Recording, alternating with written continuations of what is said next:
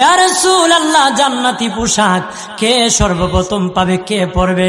নবী বলেন, আয়েশা রে, জান্নাতি পোশাক সর্বপ্রথম আমি রাসূলুল্লাহ পাবো, কিন্তু আমি নবী সর্বপ্রথম পরব না। সর্বপ্রথম ইব্রাহিম খলিলুল্লাহকে জান্নাতি পোশাক পরানো হবে।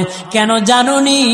ইব্রাহিম নবীকে নমরুদের আগুনে যখন ফেলে দেওয়া হয়েছিল, দুনিয়ার সব ছেড়ে দিয়েছিল, বাড়ি ছেড়ে দিয়েছিল, সম্পদ ছেড়ে দিয়েছিল, মা বাবা ছেড়ে দিয়েছিল, এমনকি গায়ের জামা যখন খুলে নেয়, ইব্রাহিম কয়েক কাপড় ছেড়ে দিতে পারি, আমার আসমানের মালিককে ছেড়ে দিতে পারি না। ওই দিন আল্লাহ ইব্রাহিমের সাথে অঙ্গীকার করেছিল, ইব্রাহিম, আজকে তোমাকে সকলের সামনে উলঙ্গ করে লজ্জায় ফেলে দিয়েছি ইব্রাহিম, তারপরে তুমি আমাকে ছাড়ো নাই।